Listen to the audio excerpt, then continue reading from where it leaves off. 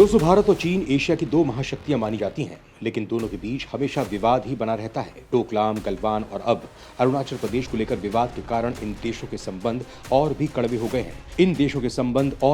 हो गए हैं। चीन भारत के अरुणाचल प्रदेश के हजारों किलोमीटर हिस्से पर अपना दावा करता है। अरुणाचल से सटी सीमा पर भी ड्रैगन अपनी ओर पक्का निर्माण कर रहा है। भारत सीपैक यानी चीन पाकिस्तान इकोनॉमिक कॉरिडोर को लेकर पहले से ही अपना ऐतराज जता चुका है। वहीं चीन स्ट्रिंग्स ऑफ पर्ल्स प्रोजेक्ट के जरिए भारत को उसकी सीमा के भीतर चारों ओर से घेरने की कोशिश कर रहा है। अब सवाल ये उठता है कि आखिर इन दोनों देशों में ज्यादा शक्तिशाली कौन है? क्या आज का भारत वही भारत है जिसको चीन ने 1962 के युद्ध में बुरी तरह से हरा दिया था, या फिर आज का भारत इतना शक्तिशाली हो चुका है कि चीन इसके साथ लड़ाई का ख्याल भी अपने दिमाग में नहीं लाएगा? दोस्तों, तकनीक के मामले में चीन भारत से कई मामलों में आगे है, लेकिन जब रक्षा क्षेत्र की बात आती है तो भारत के आगे चीन की हवा टाइट होती नजर आती है। भारतीय वायुसेना की ताकत से न केवल चीन खौफ खाता है, बल्कि पूरे साउथ एशिया में भारत की वायुसेना की ताकत का डंका बजता है। इस बात का अंदाजा इस बात से लगाया जा सकता है कि साल 2022 में world directory of modern military aircraft यानी WDMMA की एक रैंकिंग लिस्ट में भारत की वायुसेना को चीन, जापान और फ्रांस की वायुसेना से ऊपर रखा गया है।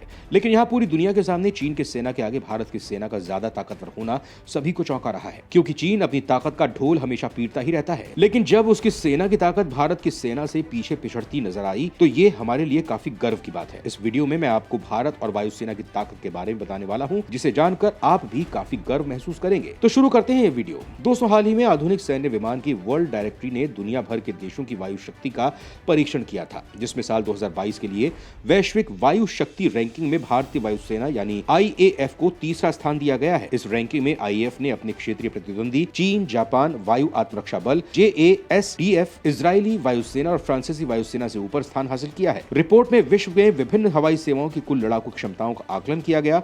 भारतीय इस रिपोर्ट से खुश हैं, लेकिन वहीं पीपल्स लिबरेशन आर्मी एयरफोर्स, जिसे चीनी वायुसेना के रूप में भी जाना जाता है, उसने इस रिपोर्ट को नकार दिया है। वैश्विक वायु शक्ति के आकलन के लिए WDMMA ने एक फॉर्मूले का प्रयोग किया है। इसमें वो विभिन्न देशों की वायुसेना की कुल युद्धक शक्ति का विचार करता है। इसमें किसी भी देश की वायुसेना शक्ति को आधुनिकीकरण, हमलावर क्षमता और सुरक्षा क्षमताओं समेत कई दूसरे तत्वों को आधार बनाकर रेटिंग तैयार की जाती है। सबसे खास बात यह है कि इस पद्धति में किसी देश की संख्या से ही नहीं, बल्कि स्टॉक की गुणवत्ता और विविधता से भी मापी जाती है। यही वजह है कि भारत के पास कम लड़ाकू विमान होने के बावजूद भी चीन से ज्यादा वायु शक्ति की क्षमता रखता है। वहीं अगर दोनों देशों की वायुसेना के सैनिकों की संख्या पर बात की जाए तो भारतीय वायुसेना में 1,40,000 सैनिक हैं। वहीं चीन की वायुसेना में सैनिकों की संख्या भारत से कहीं ज्यादा है। चीन की वायुसेना में 4 लाख सैनिक शामिल हैं, लेकिन भारत आसमानी सुरक्षा के मामले में खुद को लगातार मजबूत भी करता जा रहा है। अगर एयरक्राफ्ट की बात की जाए तो भारत के पास 1800 से ज्यादा एयरक्राफ्ट हैं, लेकिन इस मामले में चीन भारत से आगे है। चीन के पास 3100 से ज्यादा एयरक्राफ्ट हैं। हालांकि भारतीय वायुसेना के एयरक्राफ्ट की संख्या चीन से भले ही कम हो, लेकिन ऊंचाई वाले क्षेत्र में भारत चीन पर भारी है, क्योंकि भारत के ज्यादातर विमान ऊंचाई वाले इलाकों में हर मौसम के दौरान उड़ने में सक्षम है और उन्हें नजदीकी एयरबेस से लगातार मदद मिल सकती है। वहीं फाइटर एयरक्राफ्ट की बात करें तो चीन के पास 150 से ज्यादा J-20 स्टेल्थ फाइटर जेट मौजूद हैं। वहीं चीन के पास कुल 1049 फाइटर जेट मौजूद हैं। वहीं भारत की बात करें तो वो इस मामले में भी चीन से पीछे है।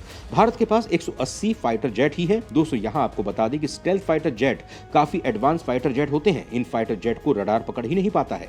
इन फाइटर की बॉडी ऐसे खास मटेरियल से बनी होती है जो रडार की तरंगों को सोख लेती है, जिससे दुश्मन इन फाइटर जेट को पकड़ ही नहीं पाता है। जहां चीन के पास ऐसे फाइटर जेट्स की संख्या इतनी बड़ी है, वहीं भारत अभी भी 4.5 जनरेशन के फाइटर प्लेन का इस्तेमाल करता है। लेकिन भारत अब लगातार इस पर काम करते हुए खुद की तकनीक को एडवांस बना रहा है। हेलीकॉप्टर की बात करें तो चीन के पास 1350 से ज्यादा हेलीकॉप्टर्स हैं। वहीं भारत के पास मात्र 729 हेलीकॉप्टर्स ही हैं। प्लैफ यानी PLAAF के पास कम से कम 604 पीढ़ी के लड़ाकू विमान हैं, जिनमें J-10B/C, J-11B और Su-30 शामिल हैं। इसी के साथ चीन J-20 और FC-31/J-31 जैसे 5वीं पीढ़ी के लड़ाकू विमानों को विकसित करने में लगा हुआ है। वहीं IAF में राफेल लड़ाकू विमानों के शामिल हो जाने के बाद भारत चीन के J-20, J-11 और Su-27 लड़ाकू विमानों की तुलना में काफी मजबूत स्थिति में है।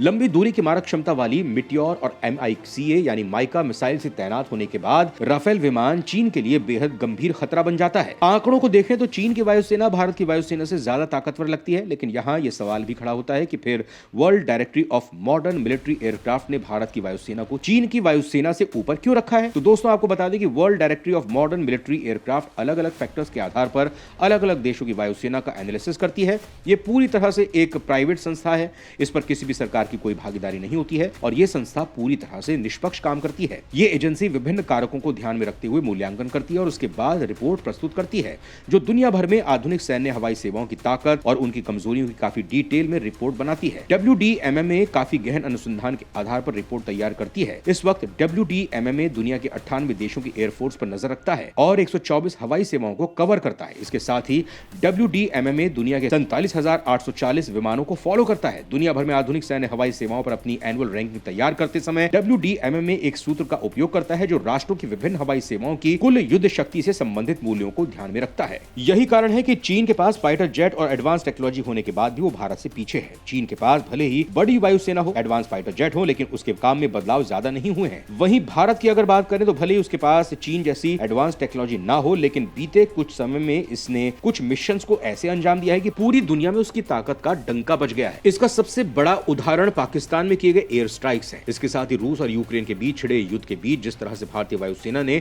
अपने लोगों को निकालने का काम किया, वो काफी काबिले तारीफ है। ऐसे कई उदाहरण हैं जिससे यह साबित होता है कि भारत की वायुसेना पूरे एशिया में कितनी ताकतवर है। इसके साथ ही भारत लगातार अपनी तकनीक में भी बदलाव करता जा रहा है और चीन के लिए सही नहीं है और वो दिन दूर नहीं जब भारत भी चीन की तरह एडवांस एयरक्राफ्ट बनाकर उसे आंकड़ों में भी पछाड़ देगा। ग्लोबल एयर पावर में इंडियन एयरफोर्स 6वें स्थान पर आया है। रैंकिंग के मुताबिक यूनाइटेड स्टेट एयरफोर्स को 242.9 पॉइंट, यूनाइटेड स्टेट्स नेवी को 142.4 पॉइंट्स, रूसी एयरफोर्स को 114.2 point, United states army aviation को 112.6 points, United states marine corps को 85.3 पॉइंट और उसके बाद भारत का स्थान है। और इंडियन एयरफोर्स को 69.4 पॉइंट, चीनी वायुसेना को 63.8 पॉइंट्स, जापान एयरफोर्स को 58.1 पॉइंट, इजरायली एयरफोर्स को 58.0 पॉइंट और फ्रांस एयरफोर्स को 56.3 पॉइंट मिले हैं। वहीं अगर अमेरिका की तीनों एयरफोर्स को एक साथ कर दें तो भारत की रैंकिंग तीसरे नंबर पर पहुंच जाती है और भारत से आगे सिर्फ रूस ही बचता है। भारत की रैंकिंग ही बता देती है कि उसका आने वाला भविष्य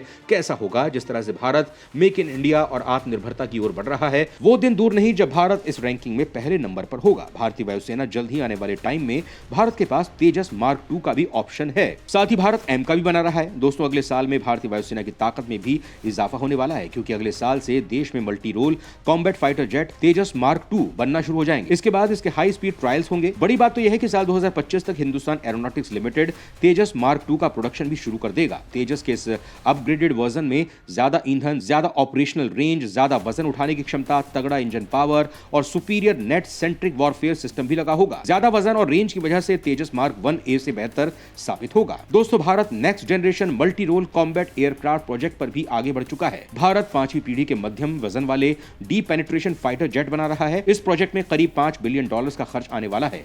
इस 5वीं पीढ़ी के मध्यम वजन वाले डीप पेनिट्रेशन फाइटर जेट का प्रोटोटाइप साल 2026 तक बन जाएगा और इसका उत्पादन साल 2030 में होने लगेगा। फिलहाल इस प्रोजेक्ट के लिए रक्षा अनुसंधान एवं विकास संगठन यानी DRDO दिन रात एक कर रहा है। इसके साथ ही वायुसेना के पास तेजस की 2 स्क्वाड्रन हैं और 83 का ऑर्डर दिया जा चुका है। इसके बाद अब मार्क 2 भी शामिल हो जाएंगे।